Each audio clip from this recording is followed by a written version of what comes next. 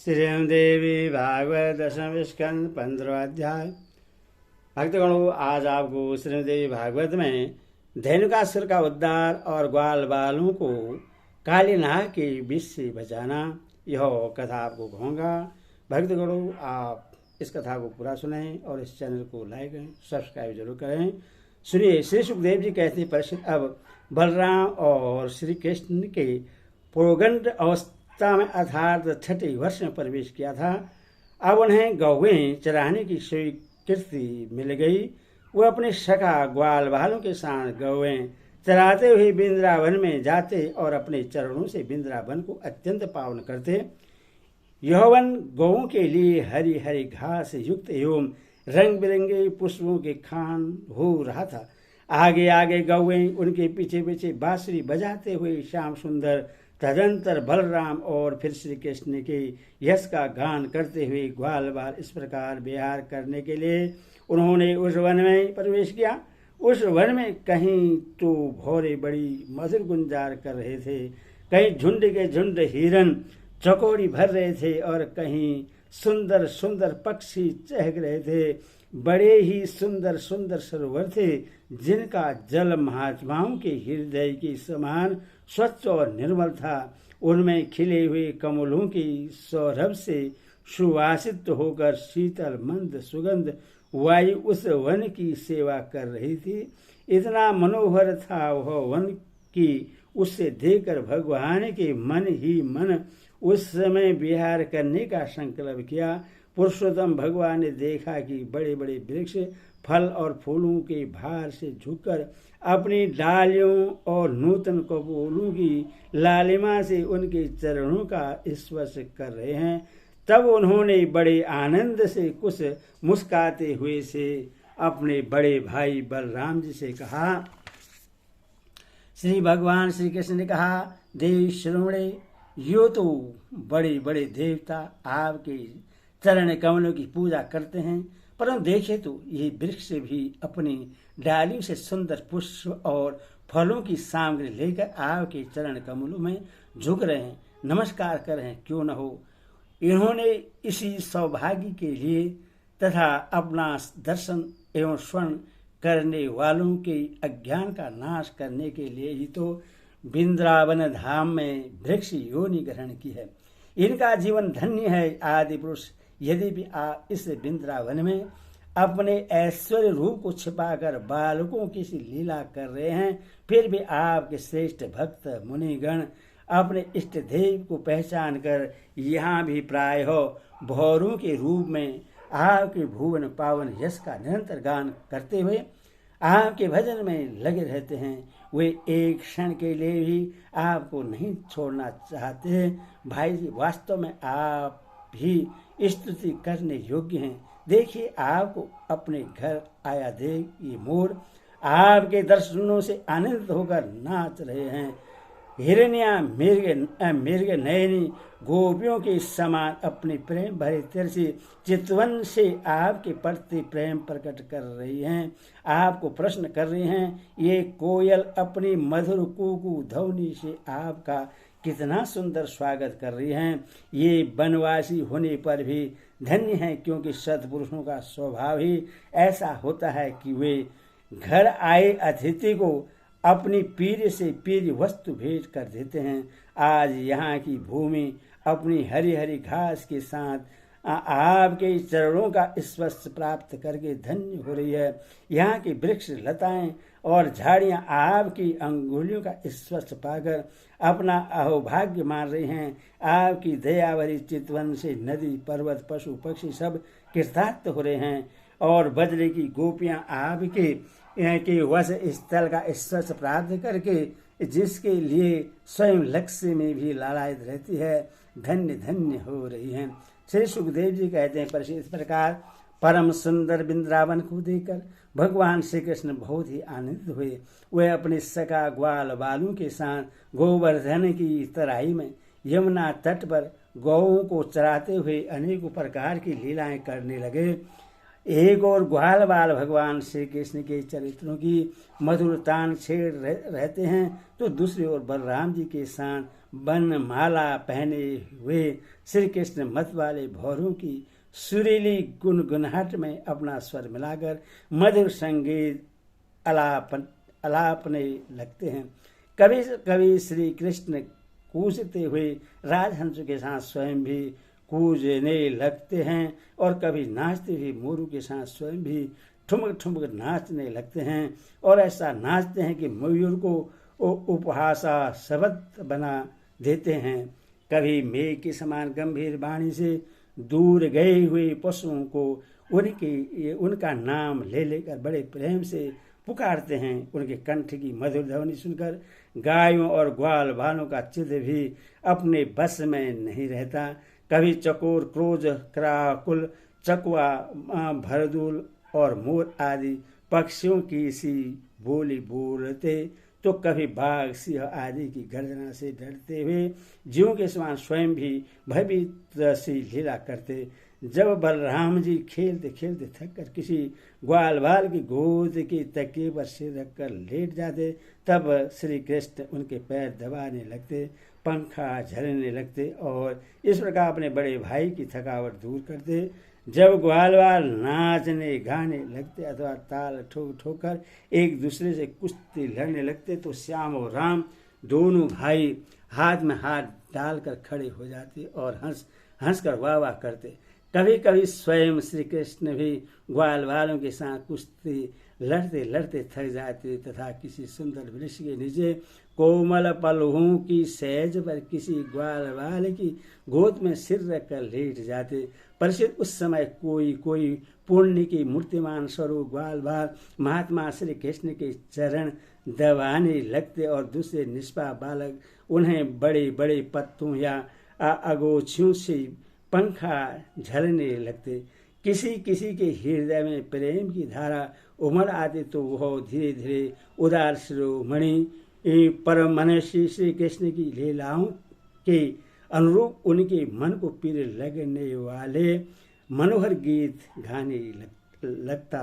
भगवान के इस प्रकार अपने योग माया से अपने ऐश्वर्यमय स्वरूप को छिपा रखा था। वे ऐसी लीलाएं करते जो ठीक ठीक गो बालकों की सी ही मालूम पड़ती।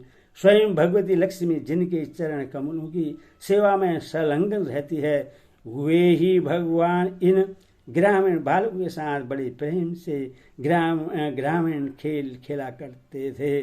पर ऐसा होने पर भी कभी कभी उनकी ऐश्वर्य में लीलाएं भी प्रकट हो जाया करती। बलराम जी और श्री कृष्ण की शाखाओं में एक प्रधान गो बालक था, श्रीदामा। एक दिन उन्होंने तथा सुबल और स्तुक कृष्ण, छोटे कृष्ण आदि ग्वाल बालों ने श्याम और राम से बड़े प्रेम के साथ कहा, हम लोगों को सर्वदा सुख पहुंचाने वाले बलराम जी, आपके बाहुबल की तो कोई था ही नहीं है। हमारे मनमोहन श्री कृष्ण, दुष्टों को नष्ट कर डालना तो तुम्हारा स्वभाव ही है। यहाँ से थोड़ी ही दूर पर एक बड़ा भारी वन है, बस उसमें पात के पात ताड़ के वृक्ष से भरे पड़े हैं। वहाँ बहुत से ताड़ के फल पक पक कर गिरते रहते हैं और बहुत से पहले से गिरे हुए भी हैं, परंतु वहाँ धेनुक नाम का एक दुष्ट दैत्य रहता है। उसने उन फलों पर रोक लगा रखी है। बलराम जी और भैया श्री कृष्ण, वह दैत्य गधे के रूप में रहता है। वह स्वयं तो बड़ा बलवान है ही, उसके साथ और भी बहुत से उसी के समान बलवान दैत्य उसी रूप में रहते हैं। मेरे शत्रुघाती भैया, उस दैत्य ने अब तक न जाने कितने मनुष्य खा डाले हैं। यही कारण है कि उसके डर के मारे मनुष्य उसका सेवन नहीं करते और पशु पक्षी भी उस जंगल में नहीं जाते। उसके फल हैं तो बड़े सुगंधित, परंतु हमने कभी नहीं खाए। देखो ना, चारों ओर उन्हीं की मंद मंद सुगंध फैल रही है। तनिक सा ध्यान देने से उसका रस मिलने लगता है। श्री कृष्ण, उनकी सुगंध से हमारा मन मोहित हो गया है और उन्हें पाने के लिए मचल रहा है। तुम हमें वे फल अवश्य खिलाओ। दाऊ दादा, हमें उन फलों की बड़ी उत्कंठ अभिलाषा है। आपको रुचि तो वहाँ अवश्य चलिए। अपने सगा ग्वाल वालों की यह बात सुनकर भगवान श्री कृष्ण और बलराम जी दोनों हंसे और फिर उन्हें प्रश्न करने के लिए उनके साथ ताल होने के लिए चल पड़े।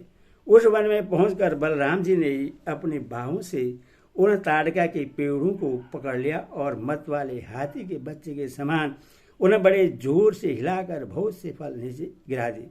जब गधे के रूप में रहने वाले दैत्य ने फलों के गिरने का शब्द सुना, तब वह पर्वतों के साथ सारी पृथ्वी को कबाता हुआ उनकी ओर दौड़ा।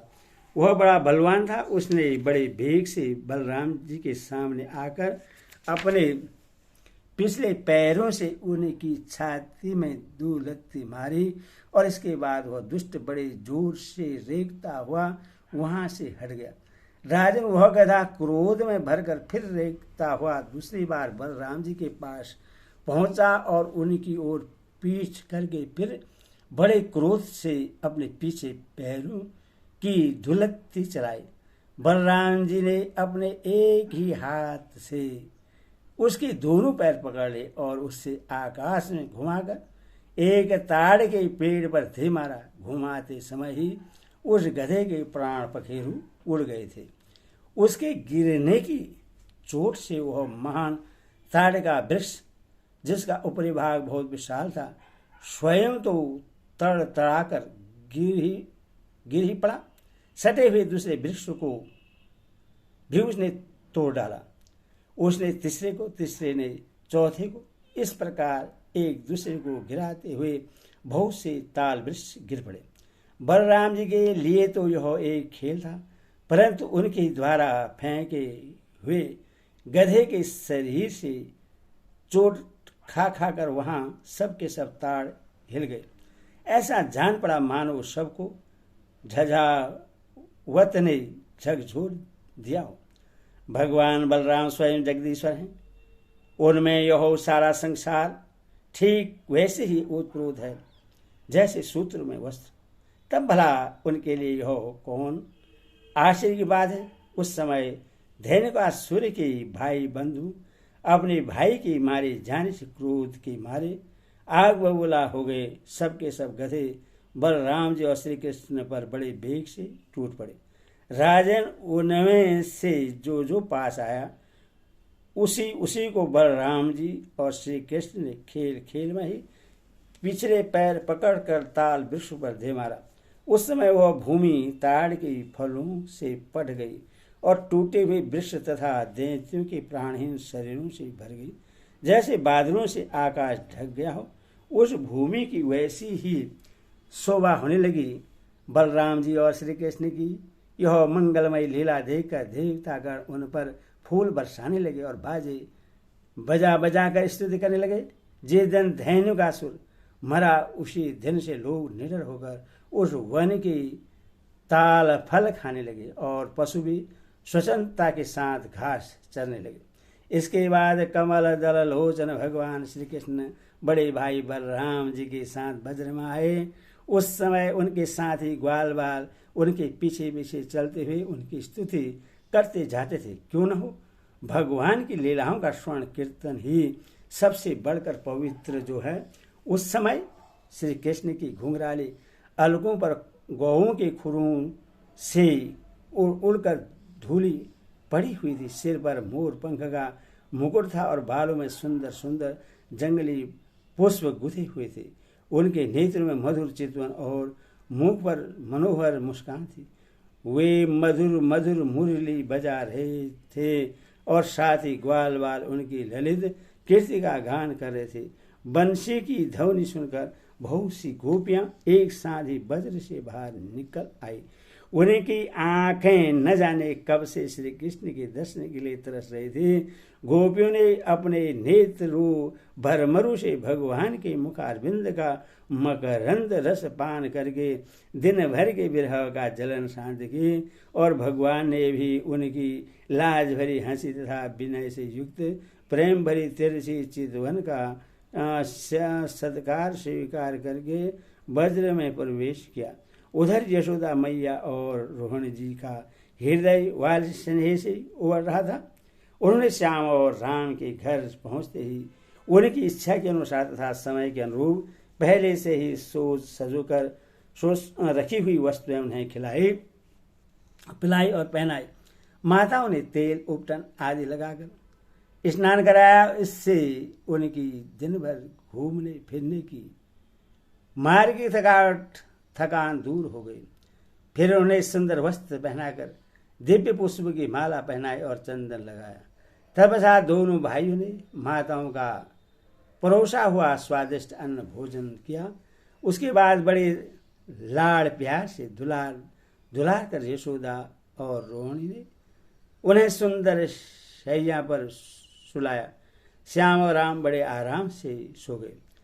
भगवान श्री कृष्ण का वृंदावन में अनेक लीलाएं करते। एक दिन अपने सगा ग्वाल बालों के साथ वे यमुना तट पर गए। राजा उस दिन बलराम जी उनके साथ नहीं थे। उस समय जेठ आषाढ़ के घाम से गौएं और ग्वाल बाल अत्यंत पीड़ित हो रहे थे। प्यार से उनका कंठ सूख रहा था, इसलिए उन्होंने यमुना जी का विषैला जल पी लिया। प्रसिद्ध होनहार के बस उन्हें इस बात का ध्यान ही नहीं रहा था कि विषैले जल के पीते ही सब गौएं और ग्वाल बाल प्राणी होकर यमुना जी के तट पर गिर पड़े। उन्हें ऐसी अवस्था में देखकर योगेश्वरों के भी ईश्वर भगवान श्री कृष्ण ने अपने अमृत बरसाने वाली दृष्टि से उन्हें जीवित कर दिया। उनके स्वामी और सर्वस्व तो एकमात्र श्री कृष्ण ही थे, पर से चेतना आने पर वे सब यमुना जी के तट पर उठ खड़े हुए और आश्चर्यचकित होकर एक दूसरे की ओर देखने लगे। राजा अंत में उन्होंने यही निश्चय किया कि हम लोग विषैला जल पी लेने के कारण मर चुके थे, परंतु हमारे श्री कृष्ण ने अपनी अनुग्रह भरी दृष्टि से देखकर हमें फिर से जिला दिया है। हरि ओम तत्सत। हरि ओम।